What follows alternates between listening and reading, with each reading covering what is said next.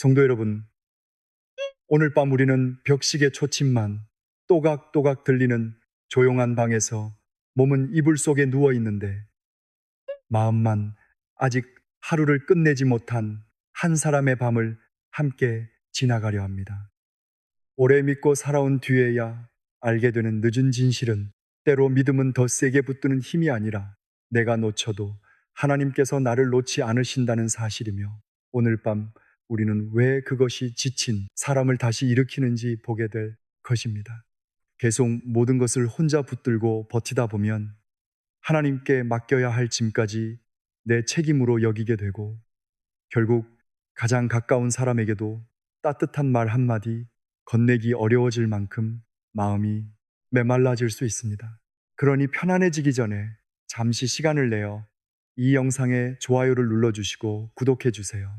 다만 제가 여기서 하는 이야기가 정말 마음에 드실 때만요. 그리고 지금 어디에서 이 말씀을 듣고 계신지도 댓글로 남겨주십시오. 서울인지 부산인지 작은 시골 마을인지 외국의 어느 도시인지 그리고 그곳의 시간은 지금 몇 시인지 적어주셔도 좋습니다. 서로 얼굴은 모르지만 같은 밤 말씀 앞에 머물고 있다는 사실만으로도 누군가에게는 작은 위로가 될 수 있습니다. 이제 마음을 가라앉히고 잠시 세상의 소리를 내려놓으십시오. 그리고 오늘 밤에 이 길을 함께 걸어가 보겠습니다. 64살 된 한 권사님이 계셨습니다. 교회를 다닌 세월만 30년이 넘었습니다. 새벽 기도도 많이 드렸고 어려운 일이 생기면 다른 사람에게 먼저 기도해 봅시다라고 말하던 분이었습니다.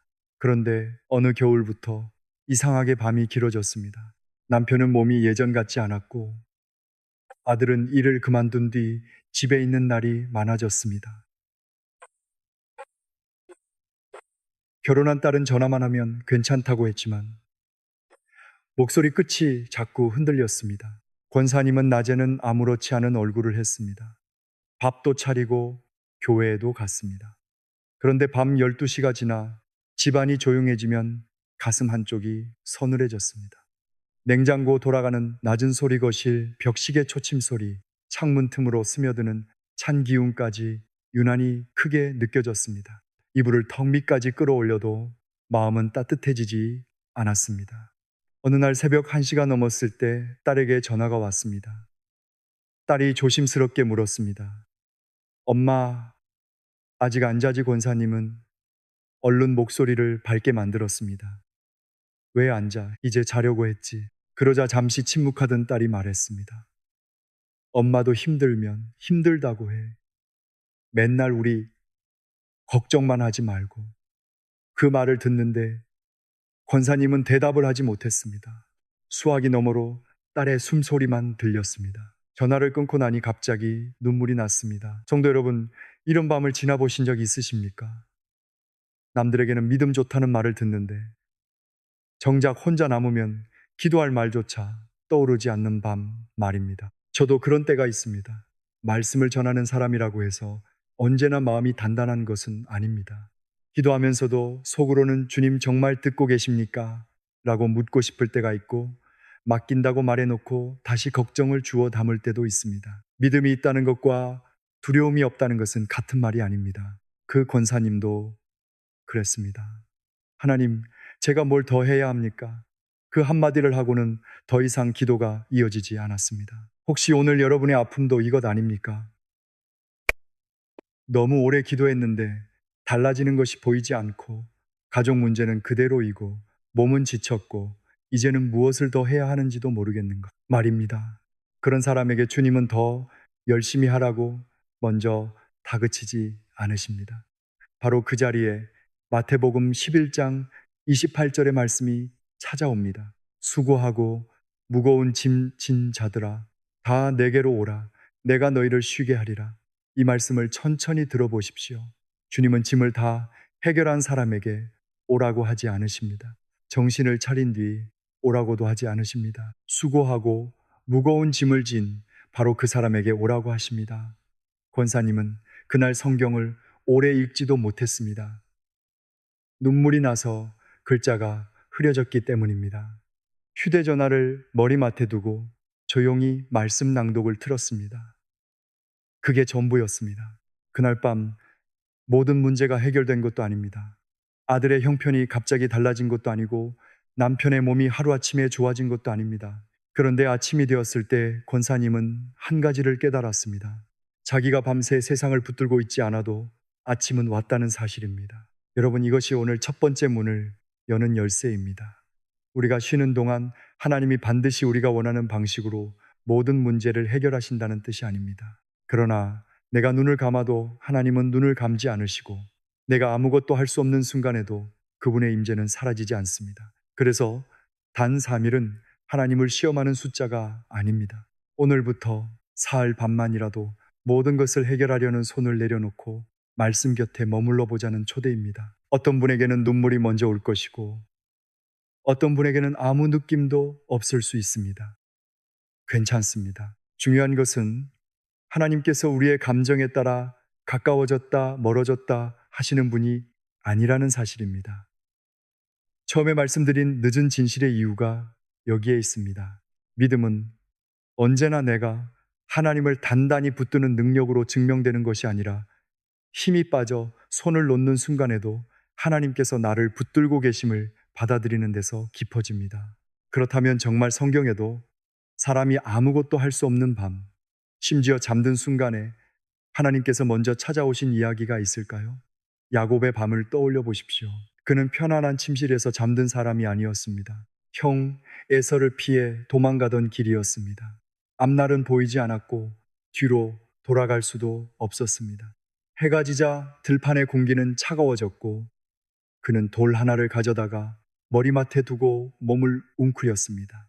여러분이라면 그 밤에 무슨 생각을 하셨겠습니까? 내 인생이 어디까지 이렇게 꼬이는 것인가? 아마 그런 마음 아니었겠습니까? 가족에게서 멀어졌고 가진 것도 변변치 않았습니다. 자신의 선택에 대한 후회도 있었을 것입니다. 도망자의 밤입니다. 그런데 하나님은 야곱이 모든 것을 정리한 뒤 찾아오지 않으셨습니다. 바로 그 불안한 밤에 찾아오셨으니 우리도 그렇습니다. 걱정이 많으면 이상하게 더 열심히 생각하면 답이 나올 것 같습니다. 하나님께 맡겼다고 기도해 놓고도 침대에 누우면 다시 계산합니다. 누구에게 전화해야 하나? 내일 무슨 말을 해야 하나? 혹시 더 나빠지면 어떡하나? 몸은 누웠는데 마음은 계속 일합니다. 바로 그런 아픔을 안고 있는 사람에게 창세기 18장 15절의 말씀이 들려옵니다. 내가 너와 함께 있어. 네가 어디로 가든지 너를 지키며 너를 이끌어 이 땅으로 돌아오게 할지라. 내가 내게 허락한 것을 다 이루기까지 너를 떠나지 아니하리라 하신지라. 먼저 나오는 말이 무엇입니까? 내가 너와 함께 있어. 야곱이 하나님을 붙들었다는 말보다 먼저 하나님께서 야곱과 함께 하신다고 말씀하십니다. 이것이 순서입니다. 은혜가 먼저입니다. 원주에 사는 61살 된 한 집사님이 있었습니다. 2해 가까이 깊이 잠드는 날이 드물었습니다. 남편이 하던 작은 가게를 정리한 뒤 수입이 줄었고 30이 넘은 아들은 일자리를 옮길 때마다 오래 버티지 못했습니다. 출가한 딸도 아이 문제로 자주 울면서 전화를 했습니다. 밤이 되면 집사님은 부엌에 나와 미지근한 물을 한 잔씩 마셨습니다. 냉장고 불빛만 파랗게 켜진 부엌에서 컵을 쥐고 있으면 손끝이 차가웠습니다. 새벽 2시가 넘으면 베란다 밖으로 지나가는 자동차 불빛을 쐬다가 다시 침대로 돌아갔습니다. 어느 날 교회에서 친하게 지내던 권사님이 물었습니다. 집사님 요즘 얼굴이 왜 이렇게 상했어요? 집사님은 웃으려다가 결국 고개를 숙였습니다. 잠을 자면 큰일이라도 날 것 같아요. 제가 깨어 있어야 집안이 안 무너질 것 같아요. 권사님이 잠시 손을 잡고 말했습니다. 집사님이 주무신다고 하나님까지 주무시는 건 아니잖아요. 그 말이 마음에 남았습니다. 성도 여러분, 혹시 우리도 비슷하지 않습니까? 내가 걱정을 멈추면 무책임한 사람이 되는 것 같고 내가 계속 생각하지 않으면 문제가 더 커질 것 같습니다. 그러나 하나님께 맡긴다는 것은 문제를 외면하는 것이 아닙니다. 내가 하나님이 아니라는 사실을 인정하는 것입니다. 그래서 지쳐도 쉴 수 없는 사람에게 시편 127편 2절이 대답합니다. 너희가 일찍이 일어나고 늦게 누우며 수고의 떡을 먹음이 헛되도다. 그러므로 여호와께서 그의 사랑하시는 자에게는 잠을 주시는도다. 이 말씀은 아무 일도 하지 말라는 뜻이 아닙니다. 해야 할 일을 충실히 한 뒤에도 세상이 내 손에 달려 있다고 착각하지 말라는 것입니다. 그 집사님의 형편이 사흘 만에 전부 달라지지는 않았습니다. 그러나 말씀을 작게 틀어놓고 잠자리에 들기 시작하면서 한 가지 기도가 생겼습니다. 주님, 오늘 제가 할 수 있는 일은 여기까지입니다. 나머지는 주님께 맡깁니다. 며칠 뒤 그분이 말했습니다. 목사님, 아직 걱정거리는 그대로예요. 그런데 걱정이 제 목을 조르는 힘은 조금 약해졌어요. 바로 이것입니다. 환경보다 먼저 마음의 주인이 달라지는 것입니다. 그런데 여기서 또 하나의 걱정이 생깁니다. 말씀을 틀어놓았는데 듣다가 잠들었습니다. 하나도 기억나지 않는데 그래도 괜찮습니까? 38살 된 한 성도도 같은 말을 했습니다. 직장 안에서 사람들과 부딪히는 일이 반복되면서 마음이 많이 가라앉아 있었습니다. 퇴근하면 불을 켜지 않은 채 방에 앉아 휴대전화 화면만 바라보는 날이 많았습니다. 어머니가 전화하면 받지 않았고 주일 아침에도 이불 밖으로 나오기가 힘들었습니다. 어느 밤 말씀 낭독을 틀었다가 몇 분 만에 잠이 들었습니다. 다음 날 그는 멋쩍게 말했습니다. 목사님, 저는 반도 못 들었어요. 그러면 들은 게 아닌 것 아닙니까? 아닙니다. 말씀을 대하는 우리의 태도는 중요하지만 은혜를 시험 점수처럼 계산할 수는 없습니다. 이해가 부족했다고 해서 하나님께서 우리를 외면하시는 것은 아닙니다. 아무리 읽어도 마음에 들어오지 않고 집중하려 해도 생각이 흩어져 자신이 한심하게 느껴지는 사람에게 이사야 55장 11절은 이렇게 답합니다. 내 입에서 나가는 말도 이와 같이 헛되이 내게로 되돌아오지 아니하고 나의 기뻐하는 뜻을 이루며 내가 보낸 일에 형통함이니라. 그리고 마음속 생각까지 뒤엉켜 무엇이 믿음이고 무엇이 두려움인지 구별하기 어려울 때 히브리서 4장 12절은 말씀합니다. 하나님의 말씀은 살아있고 활력이 있어 좌우의 날선 어떤 검보다도 예리하여 혼과 영과 및 관절과 골수를 찔러 쪼개기까지 하며 또 마음의 생각과 뜻을 판단하나니. 여러분, 여기서 중요한 것은 잠들어 있는 상태 자체에 어떤 특별한 능력이 있다는 뜻이 아닙니다. 말씀이 주문처럼 자동으로 사람을 바꾼다는 뜻도 아닙니다. 능력은 우리의 의식 상태에 있는 것이 아니라 하나님의 말씀과 성령의 역사에 있습니다. 그 38살 성도는 어느 날 갑자기 모든 우울함에서 벗어난 것이 아니었습니다. 상담도 받았고 필요한 도움도 구했습니다. 그러나 밤마다 말씀을 듣는 동안 조금씩 어머니의 전화를 다시 받기 시작했고 어느 주일에는 교회 뒤쪽 자리에 조용히 앉았습니다. 예배가 끝난 뒤 어머니가 물었습니다. 오늘은 좀 어땠니? 그가 한참 있다가 대답했습니다. 잘 모르겠어요. 그래도 다시 와보고 싶어요. 그게 전부였습니다. 하지만 때로 회복은 바로 그런 작은 문으로 들어옵니다. 마음에 믿음이 생기지 않아 답답한 사람에게 로마서 10장 17절이 마지막으로 길을 보여줍니다. 그러므로 믿음은 들음에서 나며 들음은 그리스도의 말씀으로 말미암았느니라. 그러니 오늘 밤 한 구절도 놓치지 않으려고 긴장하지 마십시오. 깨어 있으면 들으십시오. 졸리면 편안히 쉬십시오. 아침에 아무것도 기억나지 않더라도 자신을 책망하지 마십시오. 다시 말씀 앞으로 오면 됩니다. 우리가 잠들어도 하나님은 사라지지 않으시고 우리가 모든 말씀을 기억하지 못해도 그 밤이 실패한 밤은 아닙니다. 믿음은 완벽하게 붙잡는 능력보다 다시 말씀 앞으로 돌아오는 신뢰에서 자랍니다. 그렇다면 왜 이 긴 여정을 하필 단 3일이라고 부르는 것일까요? 정말 사흘이라는 숫자 자체에 어떤 특별한 힘이 있는 것일까요? 성도 여러분, 사람에게 가장 견디기 어려운 시간은 아픈 일이 벌어진 바로 그 순간만은 아닙니다.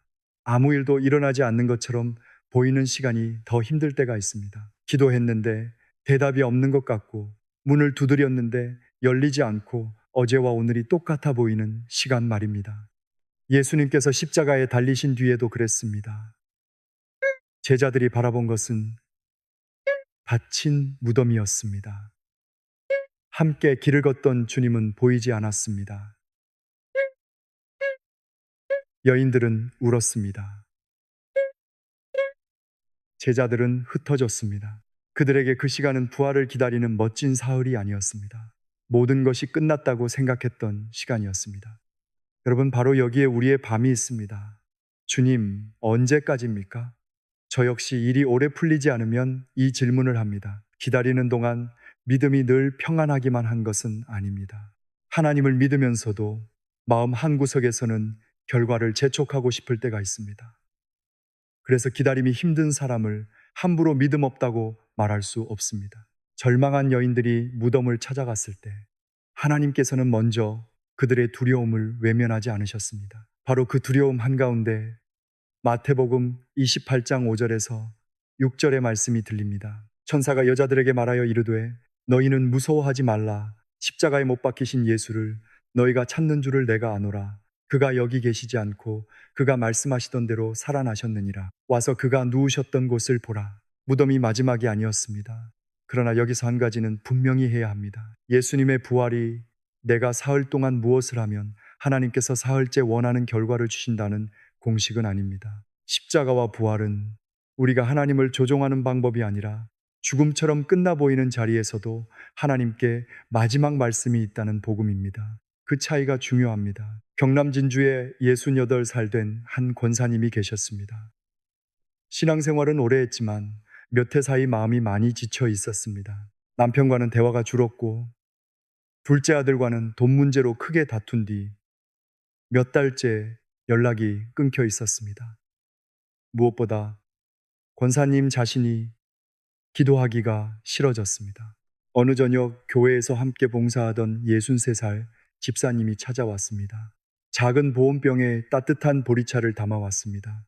두 사람은 식탁에 마주 앉았습니다. 벽시계가 9시를 알렸고 창밖에서는 겨울비가 얇게 창문을 두드렸습니다. 집사님이 물었습니다. 권사님, 요즘 기도하세요? 권사님은 한동안 찻잔만 바라보다가 말했습니다. 기도해도 달라지는 게 없는데 무슨 말을 더 해야 할지 모르겠어요. 집사님은 서둘러 설교하지 않았습니다. 잠시 있다가 이렇게 말했습니다. 그럼 사흘만 아무것도 이루려고 하지 말고 말씀 곁에 있어 봐요. 하나님한테 답을 받아내려고 하지 말고요. 그냥 같이 있어 달라고 해봐요.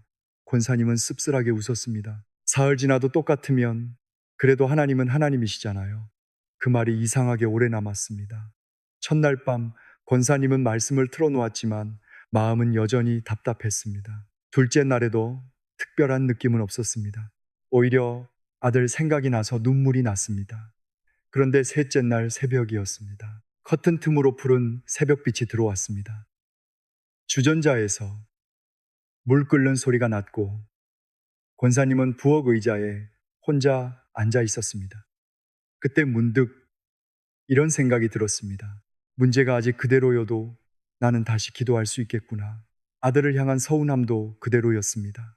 남편과의 관계도 하루아침에 달라지지 않았습니다. 그러나 그분은 오래 닫아두었던 입을 열었습니다. 주님, 제가 너무 지쳤습니다. 그래도 다시 주님께 말 걸어보겠습니다. 그게 전부였습니다. 며칠 뒤 그 권사님이 집사님에게 전화했습니다. 나한테 먼저 일어난 부활은 일이 풀린 게 아니었어. 기도할 마음이 다시 살아난 거였어. 성도 여러분, 저는 이 고백이 참 중요하다고 생각합니다. 우리는 기적이라고 하면 먼저 상황이 바뀌는 것을 생각합니다. 빚이 사라지고 관계가 즉시 회복되고 몸의 문제가 단번에 없어지는 것을 떠올립니다. 하나님께서는 그런 방식으로도 일하실 수 있습니다. 그러나 우리가 결과의 시간표를 정할 수는 없습니다. 때로 하나님께서 먼저 살리시는 것은 우리의 마음입니다. 요나도 그랬습니다. 그는 자신이 선택한 도망의 끝에서 큰 물고기 뱃속에 갇혔습니다. 빛도 없고 출구도 없었습니다. 얼마나 답답했겠습니까? 자신의 잘못 때문에 여기까지 왔다는 자체까지 있었을 것입니다. 바로 그 막막함 뒤에 요나서 2장 10절은 짧게 말씀합니다. 여호와께서 그 물고기에게 말씀하심에 요나를 육지에 토하니라. 끝났다고 생각한 자리에서 다시 땅을 밟았습니다. 그러므로 3일의 기적을 기억하십시오. 그러나 하나님께 사흘짜리 기한을 정해드리지는 마십시오. 오늘부터 단 3일 말씀과 함께 잠들며 이렇게 고백해 보십시오. 주님, 제 시간표보다 주님을 신뢰하게 해 주십시오. 첫날 아무 느낌이 없어도 괜찮습니다. 둘째 날 눈물만 나도 괜찮습니다. 셋째 날에도 문제가 그대로일 수 있습니다. 그래도 무덤이 마지막 말이 아니었다는 사실은 변하지 않습니다. 사흘이라는 숫자가 하나님을 움직이는 것이 아닙니다. 우리는 그 사흘 동안 십자가 뒤에 부활이 있었다는 사실을 다시 기억하며 절망이 마지막이라고 단정하지 않는 연습을 하는 것입니다. 그런데 왜 성경에서는 유난히 밤과 어둠 속에서 하나님을 만나는 장면이 자주 등장할까요?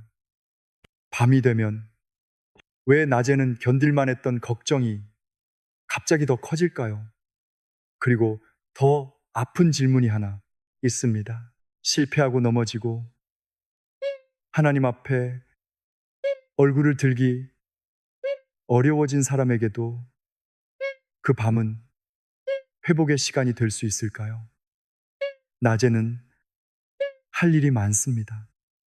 전화도 받고 사람도 만나고 밥도 차리고 움직입니다. 그래서 마음 한쪽에 있던 두려움이 잠시 뒤로 밀립니다. 그런데 불을 끄고 방에 혼자 누우면 숨어 있던 생각들이 하나씩 돌아옵니다. 병원에서 들었던 의사의 말이 떠오릅니다. 자녀가 마지막으로 했던 차가운 말도 생각납니다. 통장 잔액이 떠오르고 오래전에 내가 잘못했던 일까지 느닷없이 문을 두드립니다. 내일도 똑같으면 어떡하지? 그 한마디가 밤을 길게 만듭니다. 저도 밤이 깊으면 낮보다 생각이 커질 때가 있습니다. 기도하면 모든 걱정이 곧바로 사라져야 할 것 같지만 그렇지 않을 때도 있습니다. 말씀을 전하고 난 뒤에도 마음속으로 했던 말을 다시 떠올리며 후회할 때가 있습니다. 그러니 밤에 불안하다고 해서 자신을 믿음 없는 사람처럼 정죄하지 마십시오. 바로 그런 마음을 가진 사람에게 시편 42편 8절이 찾아옵니다. 낮에는 여호와께서 그의 인자하심을 베푸시고 밤에는 그의 찬송이 내게 있어 생명의 하나님께 기도하리로다. 밤에도 하나님은 계십니다. 성경을 보면 아브라함도 밤하늘 아래 서 있었습니다. 약속은 받았지만 현실은 보이지 않았습니다. 기다림이 길어지면 사람은 약속보다 자신의 나이를 먼저 보게 됩니다. 가능성보다 불가능을 계산하게 됩니다. 그 지친 기다림 뒤에 창세기 15장 5절이 들립니다. 그를 이끌고 밖으로 나가 이르시되 하늘을 우러러 무뼈를 셀 수 있나 보라. 또 그에게 이르시되 내 자손이 이와 같으리라. 하나님께서는 아브라함을 어두운 밤 밖으로 데리고 나가 별을 보게 하셨습니다. 어둠이 사라진 다음 별을 보여주신 것이 아닙니다. 어둠 속에서 보여주셨습니다. 야곱의 밤도 편안하지 않았습니다. 창세기 32장 24절은 이렇게 기록합니다. 야곱은 홀로 남았더니 어떤 사람이 날이 새도록 야곱과 씨름하다가, 여러분, 밤은 언제나 고요한 휴식만을 뜻하지 않습니다. 어떤 밤에는 씨름도 있습니다. 울기도 합니다. 그러나 그 씨름 가운데 하나님을 붙드는 밤도 있습니다. 청주에 사는 54살 된 한 집사님이 있었습니다. 작은 식당을 운영했는데 장사가 기울면서 잠을 거의 이루지 못했습니다. 새벽 2, 3시가 되면 침실에서 나와 식탁에 앉았습니다. 식은 보리차 냄새가 났고 주방식의 초침이 유난히 크게 들렸습니다. 손바닥으로 이마를 누른 채 계산기를 두드리다가 한숨을 쉬는 날이 반복되었습니다. 어느 주일 목사님이 물었습니다. 집사님, 밤에 제일 무서운 게 무엇입니까? 집사님은 잠시 망설이다가 대답했습니다. 목사님, 눈을 감으면 망하는 장면부터 떠올라요. 목사님이 말했습니다. 그 장면이 떠오를 때마다 없애려고 싸우지 말고 하나님께 그대로 말씀드려 보세요. 주님, 저는 지금 이게 무섭습니다. 라고요. 그날부터 집사님은 밤을 억지로 이겨내려고 하지 않았습니다. 말씀을 곁에 두고 자신의 두려움을 솔직하게 말했습니다. 당장 형편이 좋아진 것은 아니었습니다. 그러나 어느 날 아침 이런 고백을 했습니다. 밤이 없어졌다는 게 아니라 밤에 혼자가 아니라는 생각이 들기 시작했습니다. 그래서 지쳐 쓰러질 것 같은 사람에게 시편 3편 5절은 이렇게 답합니다. 내가 누워 자고 깨었으니 여호와께서 나를 붙드심이로다. 밤의 시간이 회복의 시간이라는 말은 모든 불면이 단번에 사라진다는 뜻이 아닙니다. 밤에도 나를 붙드시는 분이 계심을 다시 배우는 시간이라는 뜻입니다. 그런데 어떤 분에게는 두려움보다 더 깊은 것이 있습니다. 무엇보다 이 생각이 사람을 교회 문 밖에 세워둡니다. 전주에 사는 67살 된 한 권사님이 있었습니다. 오래 교회를 섬겼지만 몇 해 전 가족 사이에 큰 갈등이 생겼을 때 화를 참지 못하고 자녀에게 평생 남을 만큼 아픈 말을 했습니다. 이후 관계가 멀어졌습니다. 권사님은 자신의 말을 잊지 못했습니다. 예배당 앞까지 갔다가 발길을 돌리는 날도 있었습니다. 친하게 지내던 집사님이 어느 날 권사님을 찾아왔습니다. 권사님 왜 교회에 안 나오세요? 권사님이 한참 뒤 작은 목소리로 말했습니다. 집사님, 저는 교회 문 앞까지 갔다가 돌아왔어요. 하나님 뵐 면목이 없어서요. 집사님이 권사님의 손을 잡았습니다. 권사님이 하나님을 놓쳤다고 해서 하나님도 권사님을 놓으셨다고 누가 그랬어요? 그 말에 권사님의 눈이 붉어졌습니다. 자신을 잊어버린 것 같아 두려운 사람에게 이사야 49장 15절에서 16절은 말씀합니다. 여인이 어찌 그 젖먹는 자식을 잊겠으며 자기 태에서 난 아들을 긍휼히 여기지 않겠느냐. 그들은 혹시 잊을지라도 나는 너를 잊지 아니할 것이라. 내가 너를 내 손바닥에 새겼고 너의 성벽이 항상 내 앞에 있나니. 베드로를 보십시오. 그는 자신 있게 주님을 따르겠다고 했지만 가장 두려운 밤에 예수님을 3번 부인했습니다. 그 실패는 다른 사람이 만든 것이 아닙니다. 자신의 입으로 한 일이었습니다. 그러나 부활하신 예수님께서는 베드로를 버리지 않으셨습니다. 요한복음 21장 15절에서 17절에서 주님은 3번 그의 사랑을 물으시고 다시 양을 맡기십니다. 실패했던 자리를 지워버리신 것이 아니라 그 자리에서 다시 사랑을 고백하게 하신 것입니다. 성도 여러분, 이것이 포기하지 않는 하나님의 음성입니다. 회개는 잘못을 아무 일 아닌 것처럼 만드는 일이 아닙니다. 내가 상처 입힌 사람에게 사과해야 할 수도 있고 책임져야 할 것이 있다면 책임져야 합니다. 그러나 회개와 책임 이후에도 자신을 영원히 형벌하는 것은 복음이 아닙니다. 그 권사님은 결국 딸에게 전화를 걸었습니다. 엄마가 그날 한 말, 정말 미안하다.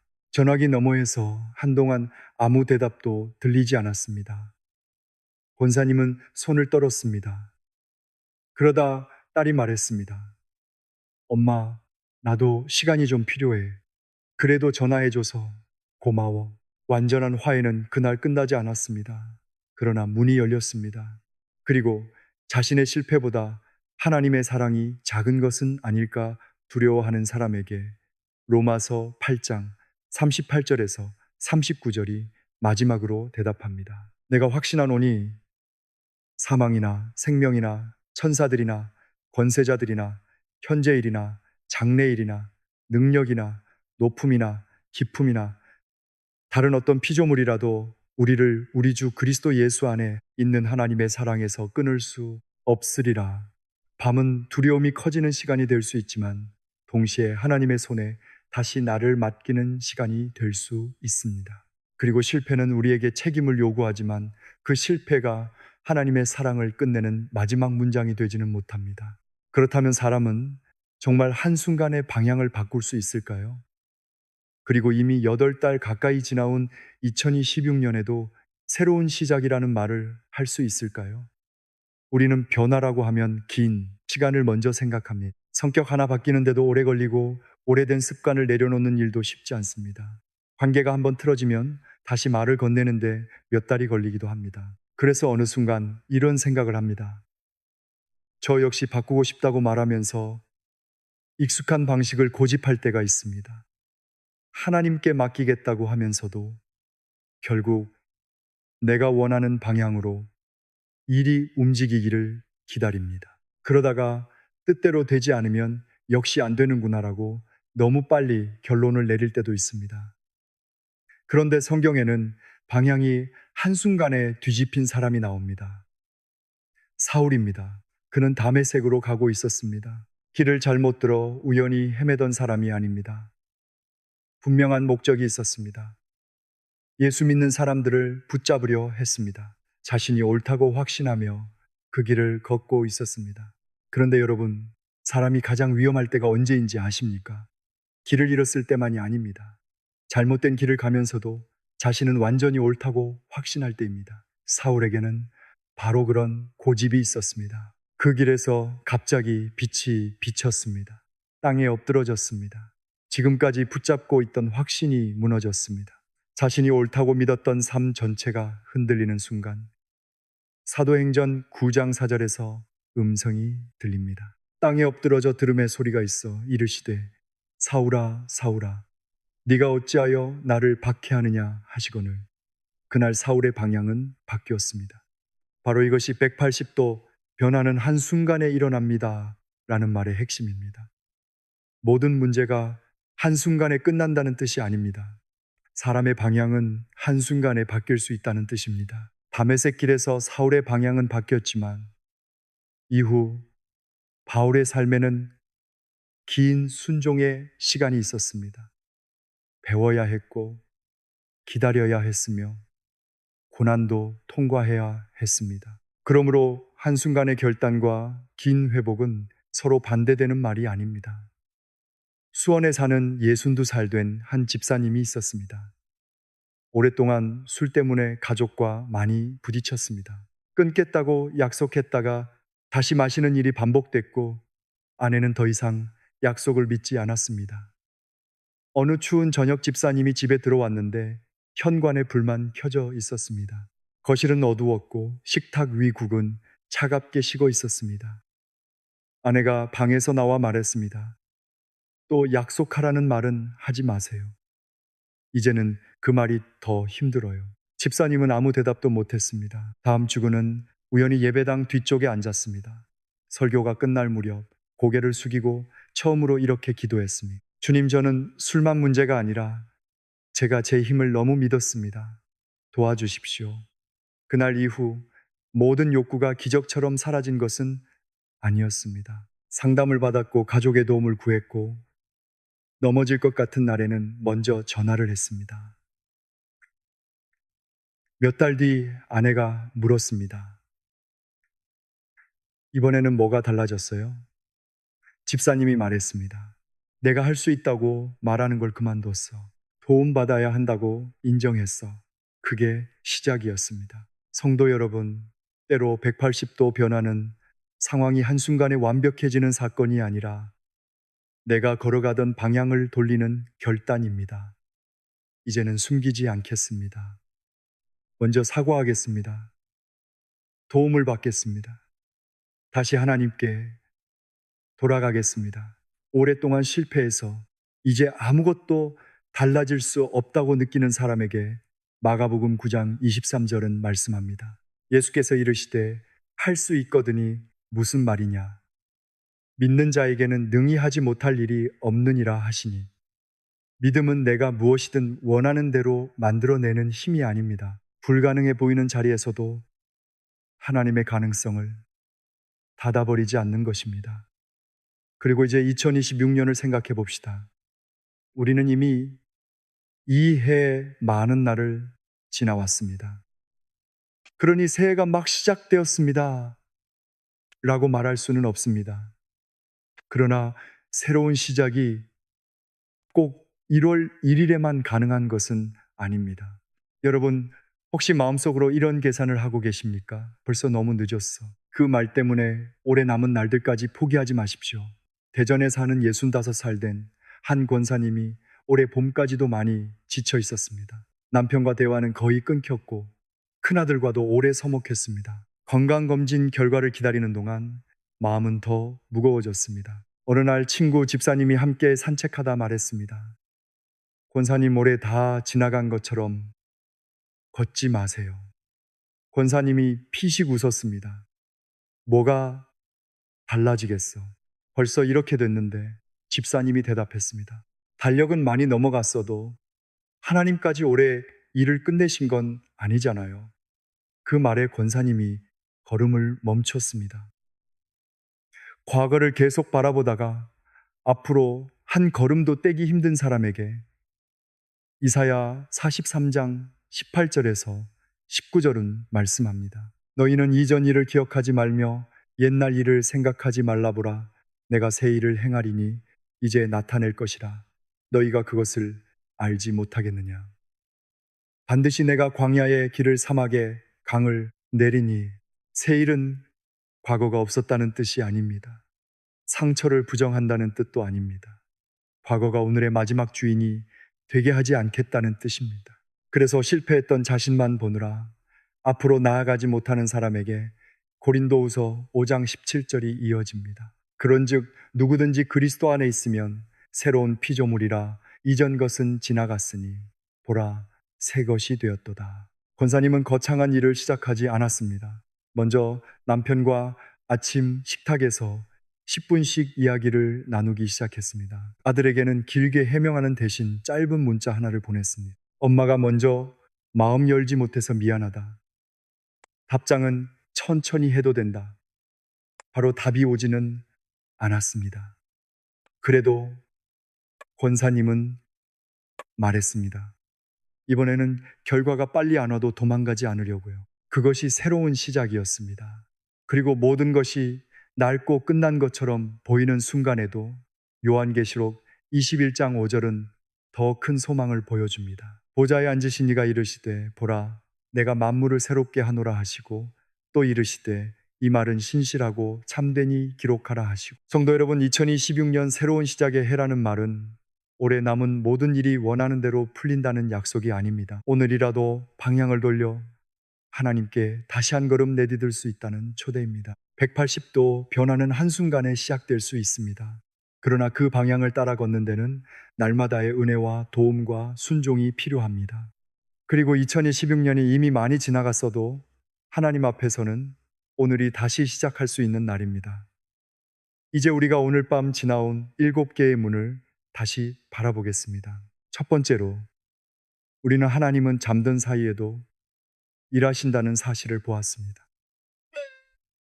야곱이 돌을 베고 누웠던 밤에도 하나님은 떠나지 않으셨습니다. 두 번째로 말씀은 의식이 아닌 믿음으로 듣는 것임을 살펴보았습니다. 모든 문장을 기억하지 못했다고 해서 그 밤을 실패라고 부를 필요는 없습니다. 깨어있으면 듣고 졸리면 쉬고 다음날 다시 말씀 앞으로 오면 됩니다. 세 번째로 3일의 기적, 예수님의 부활을 기억했습니다. 사흘이라는 숫자가 하나님을 움직이는 주문이 아니라 무덤이 마지막이 아니었다는 복음을 기억하는 시간이었습니다. 네 번째로 밤의 시간이 회복의 시간임을 보았습니다. 밤이 두렵지 않다는 뜻이 아니라 가장 어두운 시간에도 하나님께서 함께 하신다는 의미였습니다. 다섯 번째로 포기하지 않는 하나님의 음성을 들었습니다. 베드로가 넘어졌어도 주님은 그를 찾아오셨습니다. 여섯 번째로 180도 변화는 한순간에 일어날 수 있음을 보았습니다. 모든 문제가 순간적으로 사라지는 것이 아니라 하나님을 등지고 가던 사람이 하나님 쪽으로 방향을 돌리는 그 순간부터 새로운 길이 시작될 수 있다는 뜻입니다. 그리고 일곱 번째, 2026년 새로운 시작의 해라는 말씀을 나누었습니다. 이미 많은 달이 지났어도 오늘이 늦은 날은 아닙니다. 여러분, 혹시 지금도 마음 한구석에서 이런 소리가 들립니까? 그래도 내 문제는 그대로인데요. 그렇습니다. 저도 이 말씀을 전한다고 해서 제 걱정이 모두 사라지는 것은 아닙니다. 맡겼다가 다시 붙드는 날도 있고 믿는다고 하면서 결과를 재촉하는 날도 있습니다. 그래서 오늘의 결론은 이제 걱정하지 마십시오가 아닙니다.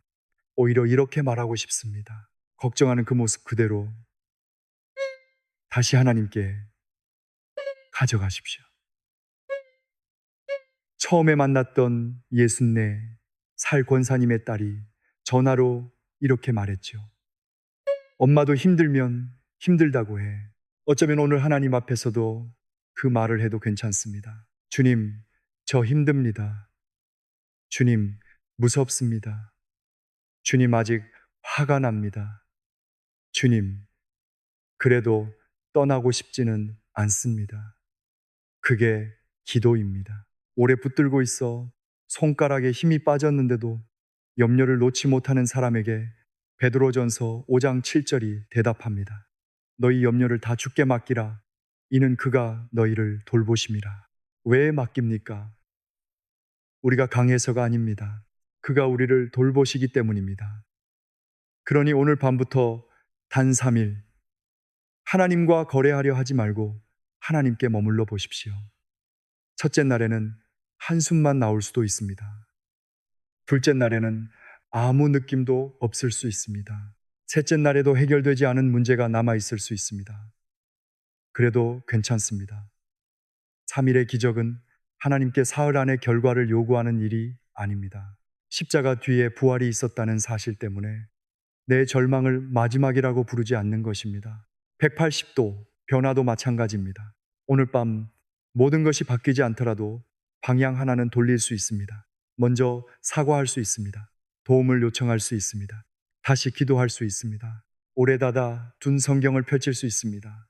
그리고 남은 2026년을 이미 늦었다고 포기하지 않을 수 있습니다.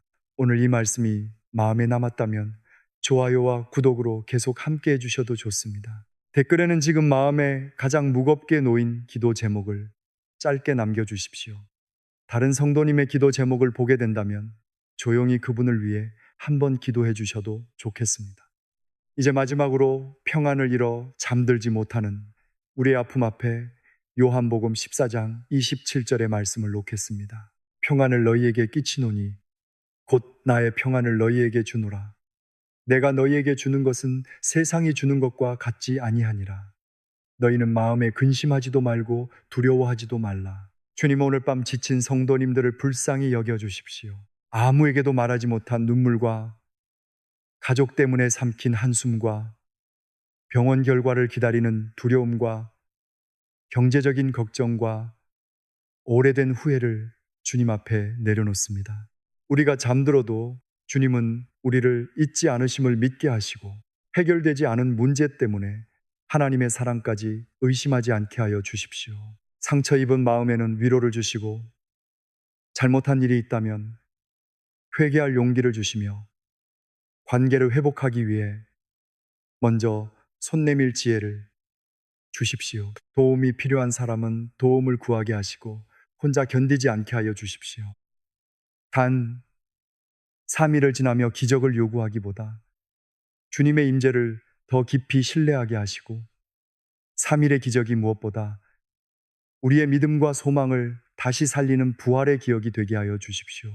오늘 한 사람의 방향이 180도 주님께로 돌아서게 하시고 남은 2016년을 두려움보다 믿음으로 살아갈 힘을 주십시오.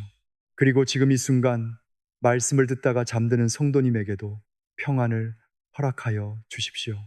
내일 아침 눈을 떴을 때 모든 답을 얻지 못했더라도 하나님께서 오늘도 나와 함께 계신다는 한 가지 사실만은 다시 기억하게 하여 주십시오. 예수님의 이름으로 기도드립니다. 아멘. 오늘 밤은 여기까지 맡기고 쉬십시오.